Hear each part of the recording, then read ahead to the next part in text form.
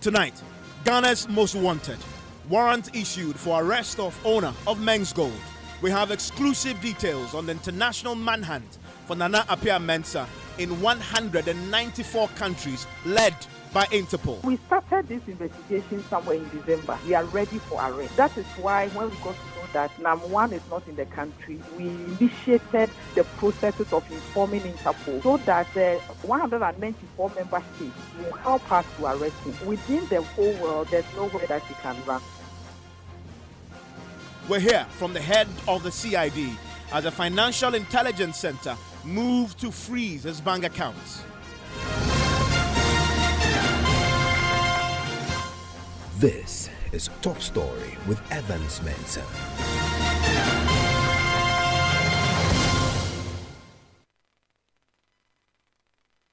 And Top Story is always brought to you by Bond. It's also brought to you by Gasem Cement and Nation Builder. Vodafone, the future is exciting, ready. It's also brought to you by Nationwide. Now, Ghana's most wanted, the owner of gold dealership firm Men's Gold, Nana Appiah-Mensah, is a wanted man tonight. Not only here in Ghana, but in 194 countries across the world. He's accused of defrauding by false pretense. Now, this is a breaking news story, fluid with several moving parts, including the freezing of his bank accounts by the Financial Intelligence Center. We have our reporters digging into this story from multiple angles tonight, including tracking some of Nana Appiah-Mensah's properties here in the capital, but also in the Ashanti region. We'll be speaking shortly with the head of the CID, who again has been giving us some exclusive details about this international effort to have the Men's Gold owner arrested. We'll start tonight with the warrant that was issued for his arrest and two others. I want to quickly read for you the warrants that we have secured. In fact, the documents we've seen detailing the warrant. I want to read you verbatim what it says. We'll get lawyers to break it down for you so you can understand how this warrant works. The first warrant we received has to do specifically with Nana Appiah-Mensah himself, aka NAM1. It says here, quote, warrants to arrest in the name in the Supreme Court of Ghana to IGP and any other police officer and other officers of the court. Whereas Nana Appiah-Mensah of Accra is accused of the offense defrauding by false pretense, contrary to Section 131 of Act 2960. You are hereby commanded in the name of the President forthwith to apprehend the said Nana Appiah-Mensah, court at Accra, issued at Accra, the 9th day of January 2019, and produce him before the court in Accra, of course, and in Accra. Now it says that this is signed by the signature of the judge of the magistrate, and it's, as you see there, it's a circuit court judge. We're going to be explaining all these details for you. That is the warrant that we saw for the arrest of Nana Appiah-Mensah tonight. But there are two other individuals who also have warrants for the arrest tonight. We have, and I want to read this. This is for the arrest of an individual called Rose Tete. It says warrant to arrest in the name in the Supreme Court of Ghana to IGP and any other police officer and other officers of this court. Whereas Rose Tete of Accra is accused of the offense defrauding by false pretense, contrary to Section 131 of Act 2960. You are hereby commanded in the name of the President forthwith to apprehend the said Rose Tete and produce him before court at Accra, issued at Accra, the 9th day of January 2019. Again, signed Magistrate Circuit Court. So that's Rose Tete, the second individual who has a warrant for her arrest in this particular case. There's a third and final one, and this one reads warrant to arrest in the Supreme Court of Ghana to IGP and any other police officer and other officers of this court. Whereas, and this individual is called Benedicta Appiah of Accra, is accused of offense, which is defrauding by false pretense, contrary to Section 131 of Act 2960. You are hereby commanded, in the name of the President, forthwith to apprehend the said Benedicta Appiah and produce him, of course, in this case we know his hair, before the court in Accra, issued in Accra today, 9th day of January. Now, these are the three arrest warrants. Particularly, the person of interest for us tonight is Nana Appiah Mensah. We're still digging into the other two individuals. We understand one of them may be a wife and the other one may be a sister. We're still working to confirm that for you tonight. We'll be speaking shortly and hearing from the CID boss who has been speaking to us.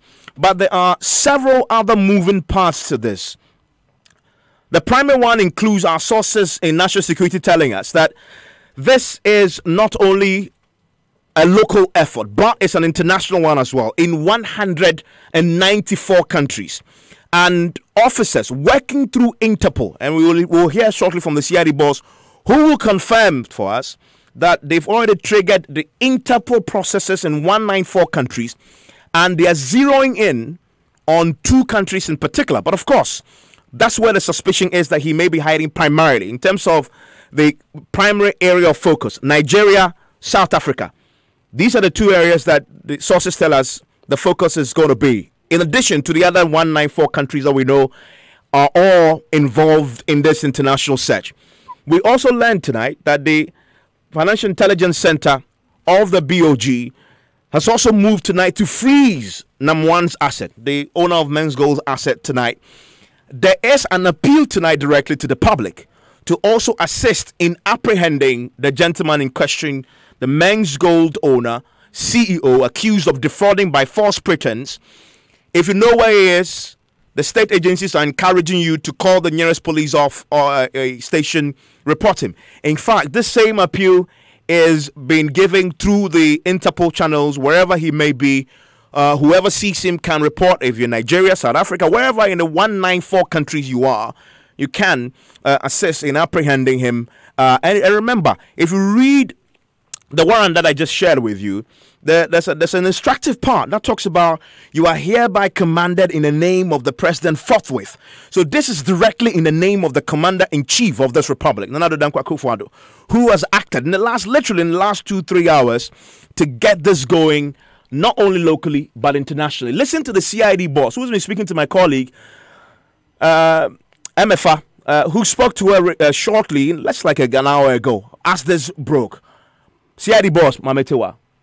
Whenever somebody is declared a fugitive, like you are looking for the person to arrest in a country, and you cannot find that person, and you have reasonable suspicion that that person will be in any of the member states of Interpol, then you can start a process of informing Interpol that this person has done ABC. You support that with maybe initial investigation that you have conducted, obtain a warrant of arrest from a court of competent jurisdiction within the country that the person has been declared a wanted person. So we started investigating this case for some time now. Now we are aware that Nana Appiah Mensah is not in Ghana. So we have started the process of letting Interpol put him in the red notice. And one of the documents that you need to add is warrant of arrest from a court of competent jurisdiction, which you have already done. We have obtained the warrant, and now we have initiated the process. Interpol will look at the reasons why we are saying the person is a fugitive, and then they will inform all the member states to be on the lookout, arrest, and then extradite the person to Ghana. So we have started that process. Okay, so we're told you just mentioned about a court warrant. We've just seen that's a bench warrant for arrest of all Men's Gold directors. Is it just Nam1 that this court warrant is for, or all the other Men's Gold directors? And when did we get this bench warrant? No, there's a difference between a bench warrant and a warrant of arrest. A bench warrant is where the person is already before court, and then maybe he's been granted bail by a court, and the person has jumped bail. That is when you go for bench warrant. But this is a warrant of arrest. We haven't taken him to court yet. So but we heard at least today from Gabi on his Facebook post that Nam1 was arrested some time ago and he jumped bail. Is the CID aware of this? Yes, I'm aware of that arrest, but that arrest was not done by the police. Okay. So if the arrest was not done by the police, he couldn't have jumped bail from us. Rather, we are looking for him. We are looking for him, and it is only Nam1 that we are looking for. We have already obtained warrant of arrest for 2 other directors. We have started the investigations, and we have gone to a certain level. You see, when you are doing investigations, maybe from our strategies, you don't start by arresting. You need to arm yourself with enough information so that when the person appears before you, you can ask the right questions. So we started this investigation somewhere in December, and we have gone to a level where it is now we are ready for arrest. That is why when we got to know that Nam1 is not in the country, we initiated the processes of informing Interpol so that the 194 member states will help us to arrest him. So any information that we have, example, the possible location, address, telephone number, we have to provide all the information to Interpol, and they will inform the other member states to be on the lookout for the person, and then they will assist us in arresting that person. But if we've been looking for Nam1, at least from what we've been saying so far, how did he get out of the country without the CID or the authorities getting to know about it? That will be very difficult to say because from our records, from the record that we have, we were of the opinion that he was in the country. It was when we realized, we tried to locate him, that we realized he's actually out of the country. How he got out will be very difficult for me to comment. There was no record of him leaving the country, at least through the airport, from what we've checked? I am yet to confirm that, that when he left the country and through which exit point that he left. Okay. But the information at least we are picking is that he may be in South Africa and the nuclear family in the UK. Has the CID also picked up any such information? Yeah, like I said, UK, South Africa are all members of Interpol.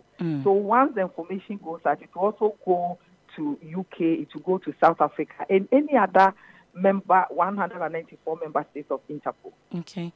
But when was this alert issued to the Interpol, for instance?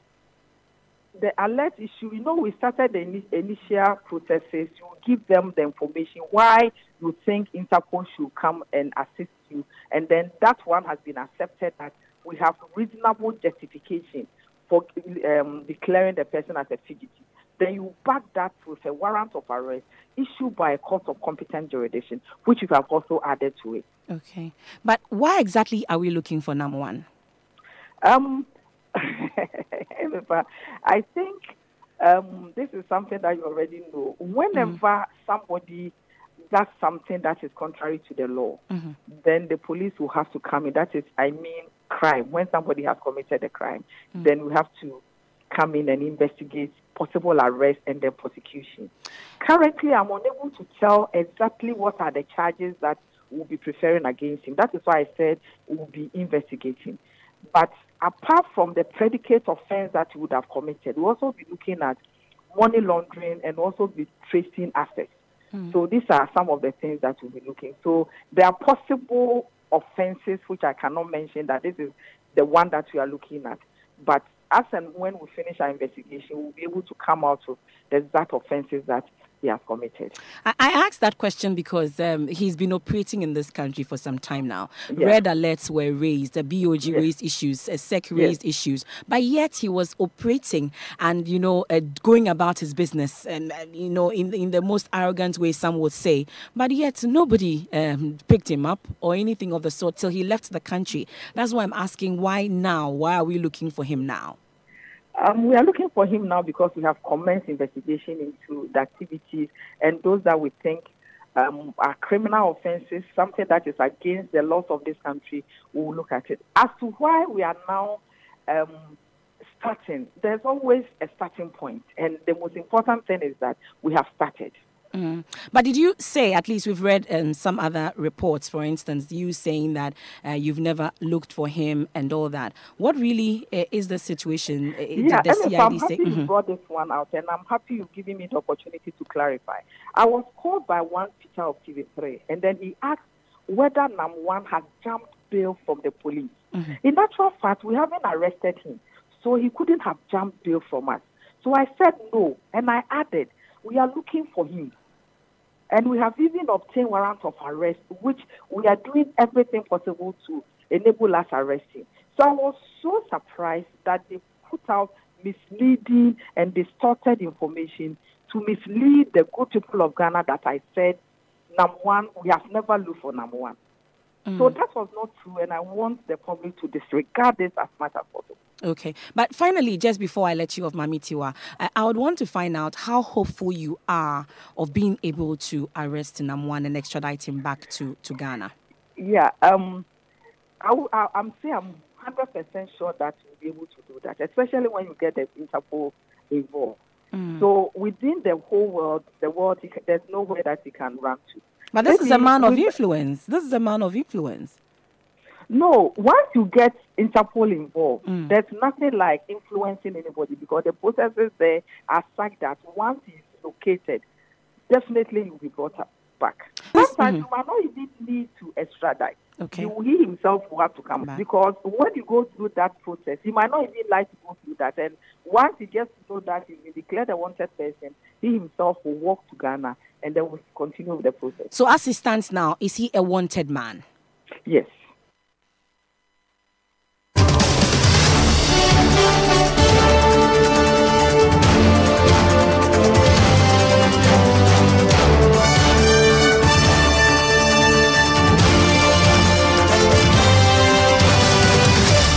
And it just had the exclusive interview with the CID boss herself, Mame Tewa Adodankwa. And you can sum up a lot of what she says in a few words. You can run, but you cannot hide. A few things she confirmed for us tonight, that indeed Nana Appiah Mensah, a.k.a. Namwan, the owner and CEO of Men's Gold Ghana, is indeed out of the country.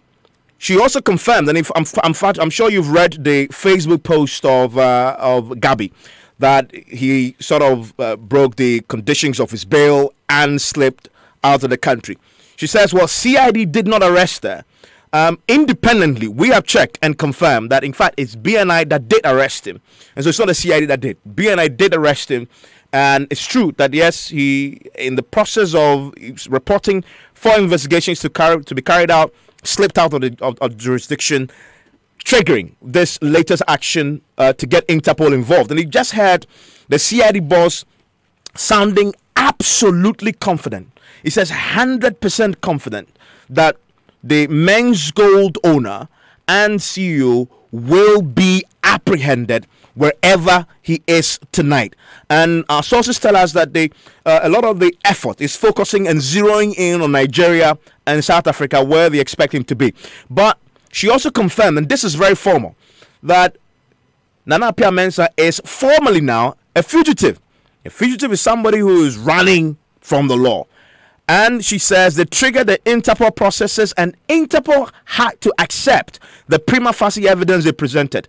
And she described it as Interpol accepted that the Ghanaian government authorities had a reasonable justification to trigger the processes internationally for Interpol to devote its mighty global resources to track down and arrest Nana Appiah Mensah. I have on the line, and we'll be speaking shortly with my colleagues who have been digging into Nana Appiah Mensah's whereabouts tonight. We've been tracking his social media footprint. We've been tracking his properties. We currently position reporters at some of his properties that are related to the wife. Remember, the wife is also a wanted person in all this. The wife and the sister. We are tracking the wife's properties. Some of them are open tonight, working as usual. We have reporters there. And we have customers of Men's Gold in the studio with us who will be getting reaction from. But let's start on the phone lines, because we have lawyer for one of the Men's Gold customers, Amanda Clinton, on the line with us. Also with us on the line is private legal practitioner Martin Kpebu. Hello, Martin Kpebu. Yes, hello, Evan. Thank you for joining us. Do I have with me on the line Amanda Clinton? We'll try and reconnect her on the line shortly. Let me come to you quickly, because there's something I need to get clarity on, Mr. Kpebu, and it has to do with the way this warrant was couched. clear the confusion for me. In one breath, I see that it says warrant to arrest in the Supreme Court of Ghana, but it's signed by a magistrate of the Circuit Court. Explain that. Yes, Evan. So these forms usually they are very old forms designed. According to the Criminal Offences Act we have and the Criminal and Other Offences Procedure Act. Long and short of it is valid. So it's like just like every lawyer in Ghana, it's a solicitor of the Supreme Court of Ghana. Every lawyer in Ghana, and the way our laws are made, every lawyer is a solicitor of the Supreme Court. In the same way, when you find it with the caption in the Supreme Court, and yet it's signed by the magistrate, that's how the laws were formulated, and these forms were designed long ago, before you and I were born. So this warrant, is it issued by the Supreme Court or the Circuit Court? It's a Circuit Court. It's a Circuit Court. Okay, hold the line for me. Let me bring in Amanda Clinton, lawyer for one of the Men's Gold customers. She's been chasing this for a while.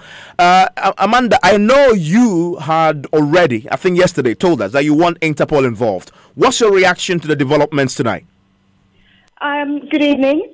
Well, I'm very delighted at the developments because, in the middle of December, we wrote a formal petition about to the president that we suspected that NAM1 had absconded to South Africa, and we asked for Interpol to get involved.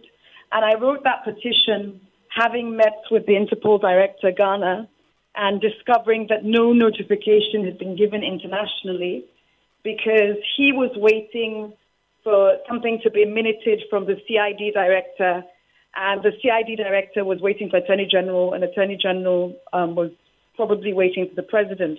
So a lot of delay has happened because the Economic and Organized Crime Office, as of 14th of August, filed a formal criminal complaint with its attachments, and nobody actioned this since the 14th of August.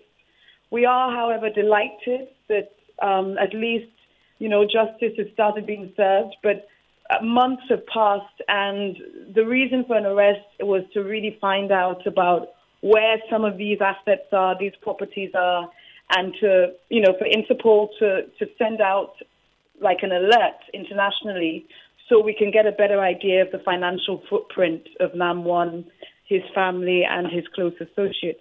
So we're quite happy, but it's a few months too late. But hopefully something can be salvaged from this. Do you share the confidence when you hear the CID boss say, we are 100% certain he will be apprehended one way or the other? Either he turns himself in or he's picked up and bundled to Ghana.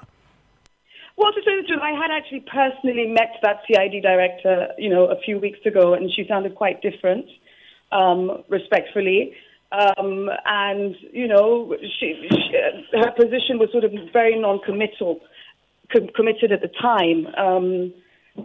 So it's just a few months too late because she actually told me that because I was saying that things should be frozen and, nothing's being done. And she said, we don't do that. We investigate. It's been minuted to financial forensic units within CID. And I said, because I was in the GFA case. So I know that before the CID file is even open, you can ask for things to be frozen, assets to be earmarked, buildings to be earmarked, etc. So I'm surprised at the turn of events, but I'm also very grateful that the government of Ghana has decided to protect its citizens in this way and send out a very clear message that if anybody does this on our territory, they will be treated like anybody else in the law and at least questioned and an arrest attempted, as well as, finding out an idea of where these assets are. And I can tell you from what our sources tell us that the president himself, the commander-in-chief of this country, of the Ghana Armed Forces himself, took this personally, directly, very seriously. And that's why we've seen this, the calming down of the state forces this heavy on this matter today. And we're also learning that the Financial Intelligence Center, just to something that you said about freezing his assets and his accounts, we are learning that the Financial Intelligence Center is tonight either has already frozen or is in the process of freezing his assets, and the processes have already been kicked in. some of us do know a bit more about what's going on with these accounts. And, you know, I mean, the thing was quite empty. You know, there's nothing in it. Now, in terms of every day that passes, when you know the police is after you, what are you going to do with your account? And, you know, and it's about the financial footprint of this person, because he allegedly had the habit of taking out quite a bit of money periodically in terms of weekly. You know what I mean? So it wasn't something that was done that recently in terms of, you know, there was this habit within those bank accounts of what was going on. So Bank of Ghana is accountable, unlike what, you know, the lady said yesterday. The deputy, yes, the deputy bank governor. Bank of Ghana is very much accountable, because anytime you have transactions of $1 million US to $6 million US to $2.5 million US coming through our banking system, due diligence has to be done. You know, departments are notified. Even the bank itself will notify Bank of Ghana. And they'll want to know what's this volume of money and what's it going to be used for. And just if NAM1 had been stopped within the first 6 months, people would not have pumped in so much money into that company. Okay, hold the line. So government institutions, I'm not saying they're to blame, because people did put their money in, but it's just like it was such an attractive investment model that was working for so long. But in the 5th year, this is what scam artists do. They hit in the 5th year when a lot of money is coming in. Yeah. And then Amanda, I wanted to hold the line for me briefly. Let me bring in your colleague, paralegal practitioner, Martin Kpebu. Martin Kpebu, so we've talked about this arrest warrant. How does an arrest warrant like this work in practice? Okay. In terms of very detailed nitty-gritty, we may have to fall on the police. But generally, with experience on how it works with previous clients, once the order has been issued by the court, so the police take it to their quarters, like their headquarters, their office, and then there is an Interpol unit within the police service in Ghana here. So there's an office. When you go to the CID headquarters, they are in the Interpol unit. So when their normal administrative things have been done, that's on the IGP's level, it's handed over to the Interpol unit. Then they send it electronically to Interpol International. You say, because Ghana is a member country, right? Yeah, so they send it to the Interpol International, and usually it's in an electronic form, because it's done in such a way that all the member countries can then have access to it, so that they can look for NAM1. And this may come with its picture and etc., right? Exactly. So this is a red alert. Usually when an arrest warrant like this is issued, in Interpol they have various alerts. You have the red alert, yellow alert, black alert, blue alert, and all that. So I'm guessing red alert means this is the most serious of the alerts. Exactly. So this is a red alert. So it means that all efforts, diligent efforts, will be made to look for him so that he'll be arrested. And this is a provisional arrest, because once he's arrested, then the issue now will be how to extradite him to Ghana. Great legal education there, and I'm grateful that you joined us, Martin Kpebu, with some education on how this works. Amanda will stay with us. Thank you very much, Martin Kpebu, for joining us on this. And as I said, we are following this for you from multiple angles. Hello, Kojo.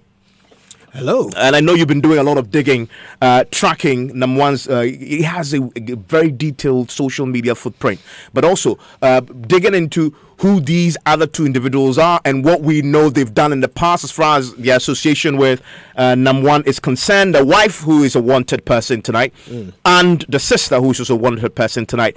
MFA has also been around tonight, tracking some of his physical assets. In fact, we have our reporters also stationed to some of the properties we know owned and run by some of the relatives, in fact, involved tonight, who have also been declared wanted. And as we had, this is a red alert. And so across the 194 countries tonight, police officers are urgently in search of Nana Appiah Mensah. We have in the studio, customers of Men's Gold, who we'll be hearing from shortly. And also, obviously, we'll be interrogating this a bit more from all these multiple angles. You haven't heard anything yet, apart and also exclusively what is happening to his bank accounts tonight. Stay with us. News Night starts right now.